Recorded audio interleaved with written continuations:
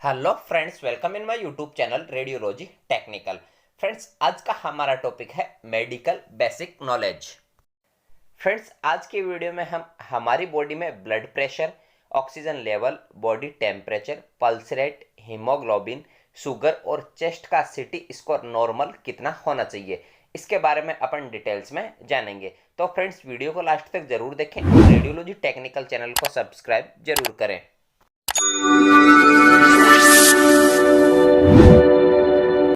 Friends, यह video आप सभी के लिए बहुत इम्पोर्टेंट है क्योंकि इस वीडियो में हम ह्यूमन हेल्थ से रिलेटेड कुछ बेसिक मेडिकल पॉइंट्स के बारे में जानेंगे जो कि आप सभी को पता होना चाहिए और यह सभी पॉइंट्स आपको फ्यूचर में भी काम आएंगे।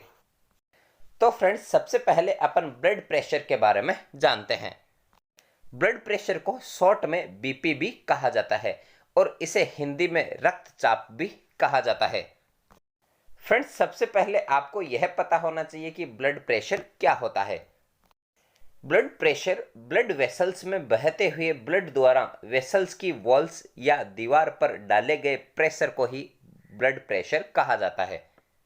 फ्रेंड्स, इस नीचे वाले डायग्राम में आप देख सकते हैं कि यह ब्लड वेसल्स है और इसमें ब्लड सर्कुलेट हो रहा है।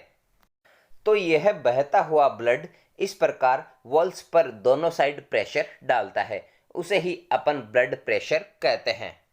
फ्रेंड्स, ब्लड प्रेशर को हम स्पिग्मोमेनोमीटर से मापते हैं।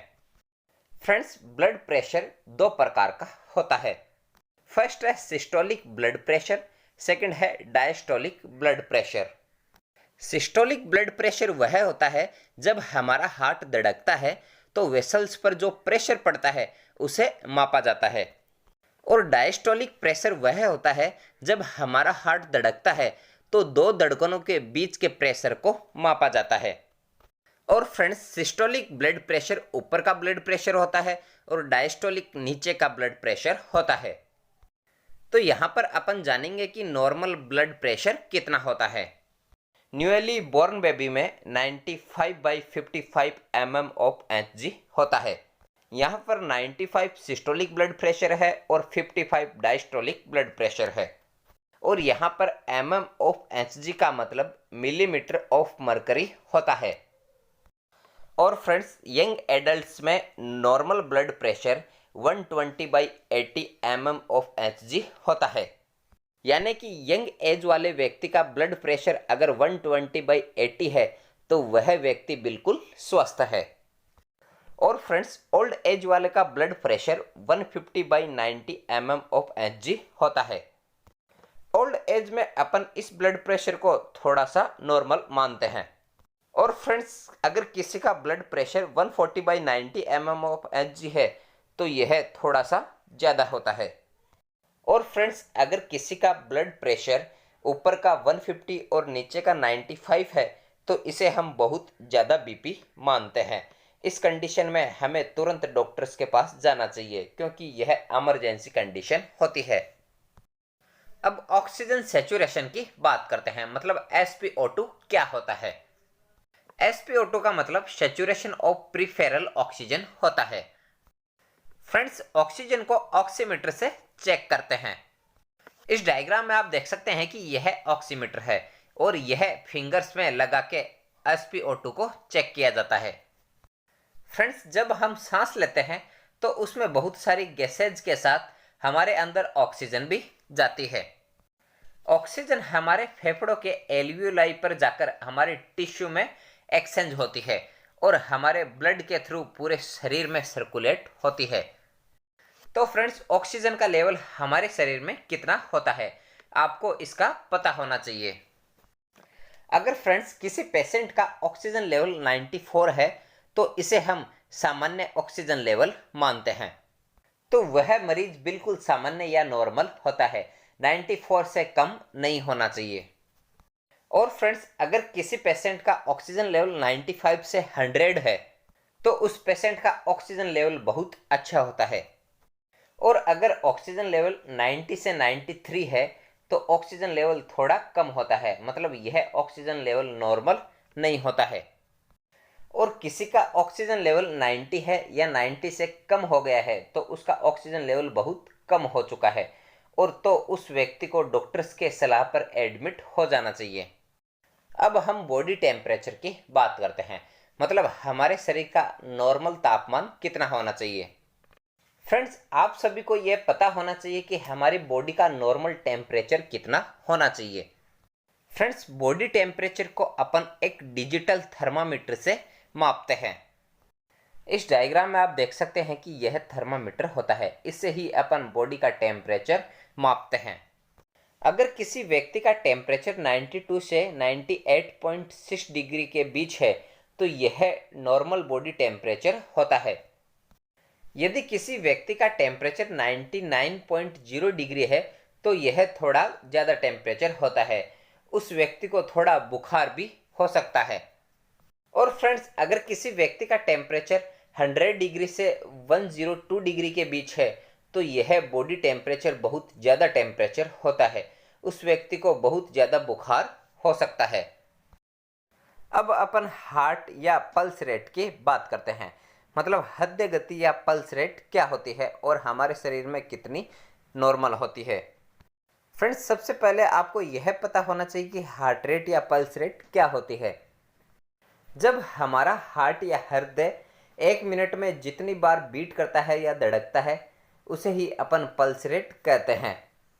मतलब हार्ट रेट या पल्स रेट आपके दिल की प्रति मिनट धड़कन की संख्या होती है। इस डायग्राम में आप देख सकते हैं कि एक हाथ की दूसरी और तीसरी अंगुली को गर्दन पर रखे पल्स रेट को महसूस किया जा सकता है, और सेकंड वाले डायग्राम में एक हैंड की दूसरी व तीसरी अंगुली को कलाई के अंदर वाले भाग पर रखा जाता है। यहाँ पर अंगुलियों को रखकर अपन पल्स रेट को महसूस कर सकते हैं। हमारे शरीर में नॉर्मल पल्स रेट या सामान्य पल्स रेट 72 प्रति मिनट होती है, मतलब हमारा हार्ट 1 मिनट में 72 बार धड़कता है, तो इसे अपन बहुत अच्छा पल्स रेट मानते हैं। और अगर पल्स रेट 60 से 80 प्रति मिनट है तो इसे थोड़ा कम पल्स रेट ही माना जाता है। और अगर हमारे शरीर का पल्स रेट 90 से 120 प्रति मिनट है तो इसे बढ़ा हुआ पल्स रेट मानते हैं। अब हम ब्लड शुगर के बारे में जानते हैं, मतलब हमारी बॉडी में नॉर्मल कितनी ब्लड शुगर होनी चाहिए। फ्रेंड्स, हमारी बॉडी में शुगर 2 टाइम डिपेंड करती है। एक होती है फास्टिंग, मतलब खाना खाने से पहले, और दूसरी होती है पीपी, मतलब पोस्ट प्रांडियल, मतलब खाना खाने के बाद वाली शुगर। अगर आप खाना खाने से पहले शुगर करवाते हैं तो उसे फास्टिंग शुगर कहते हैं, और अगर खाना खाने के बाद में शुगर करवाते हैं तो उसे पोस्ट प्रांडियल शुगर कहते हैं। फ्रेंड्स, इस डायग्राम में आप देख सकते हैं कि इस ग्लूकोमीटर से ब्लड शुगर टेस्ट किया जाता है। फ्रेंड्स, अगर आपने खाना खाने से पहले शुगर टेस्ट करवाया है तो उसकी नॉर्मल शुगर रेंज 70 से 100 mg/dl होती है। यहाँ पर dl का मतलब डेसीलीटर होता है। और फ्रेंड्स, अगर आपने खाना खाने के बाद में शुगर टेस्ट करवाया है तो ब्लड शुगर की नॉर्मल रेंज 70 से 140 mg/dl होती है। अगर फ्रेंड्स आपकी फास्टिंग शुगर 125 mg/dl से ज़्यादा आ रही है तो आपको शुगर या डायबिटिक हो सकती है। अब अपन हीमोग्लोबिन के बारे में जानते हैं, इसे शॉर्ट में HB भी कहा जाता है। फ्रेंड्स, हीमोग्लोबिन एक प्रकार का प्रोटीन होता है जो कि RBC मतलब रेड ब्लड सेल्स में पाया जाता है। हीमोग्लोबिन की कमी के कारण हमारे शरीर में बहुत सारी बीमारियां हो सकती है, इसलिए हमारे शरीर को स्वस्थ रखने के लिए हीमोग्लोबिन बहुत इम्पोर्टेंट होता है। हीमोग्लोबिन मेल और फीमेल में अलग अलग क्वांटिटी में होता है। मेल में हीमोग्लोबिन की नॉर्मल वैल्यू 13.5 से 17.5 ग्राम/dl होता है, और फीमेल में हीमोग्लोबिन की नॉर्मल वैल्यू 12.5 से 15.5 ग्राम/dl होता है। अब रेस्पिरेशन रेट के बारे में बात करते हैं, मतलब हमारे शरीर की श्वसन दर नॉर्मल कितनी होनी चाहिए। फ्रेंड्स, हम नोज के थ्रू 1 मिनट में अपन कितनी बार सांस लेते हैं उस रेट को ही अपन रेस्पिरेशन रेट कहते हैं। ह्यूमन बॉडी में नॉर्मल रेस्पिरेशन रेट 12 से 16 ब्रेथ्स पर मिनट होता है, मतलब 1 मिनट में 12 से 16 बार सांस लेते हैं। और 1 से 3 मंथ के बच्चों का रेस्पिरेशन रेट 44 पर मिनट होता है। मतलब छोटे बच्चे 1 मिनट में लगभग 44 बार सांस लेते हैं। अब सीटी स्कोर या HRCT चेस्ट स्कोर के बारे में बात करते हैं। मतलब चेस्ट का सीटी स्कैन करने पर लंग्स का क्या स्कोर होना चाहिए। HRCT चेस्ट स्कोर कोरोना में बहुत इम्पोर्टेंट स्कैन था। इस डायग्राम में आप देख सकते हैं कि यह हमारी बॉडी में लंग्स होते हैं। हमारी बॉडी में 2 लंग्स होते हैं, एक राइट लंग्स और दूसरा लेफ्ट लंग्स। राइट वाले लंग में 3 लोब होते हैं, first superior lobe, second middle lobe और थर्ड इन्फीरियर लोब। और लेफ्ट लोब में 2 लोब ही होते हैं, एक सुपेरियर लोब होता है और दूसरा इन्फीरियर लोब होता है। यह लोब्स जितने परसेंट इन्फेक्शन होता है उसके अकॉर्डिंग ही सीटी स्कोर निकाला जाता है।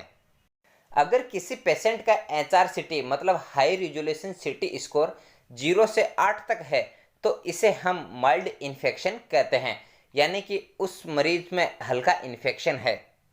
और यदि किसी पेशेंट का HRCT स्कोर 9 से 18 के बीच में है तो इसे हम मॉडरेट इन्फेक्शन कहते हैं। और फ्रेंड्स, अगर किसी पेशेंट का HRCT स्कोर 19 से 25 के बीच में है तो इसे हम सीवियर इन्फेक्शन कहते हैं, मतलब इसे काफ़ी गंभीर इन्फेक्शन माना जाता है। सीवियर इन्फेक्शन में ऑक्सीजन और वेंटिलेटर की भी आवश्यकता होती है। तो फ्रेंड्स, आज का हमारा टॉपिक यहीं कंप्लीट होता है। फ्रेंड्स, आपको वीडियो अच्छा लगे तो वीडियो को लाइक, शेयर और रेडियो टेक्निकल चैनल को सब्सक्राइब जरूर करें।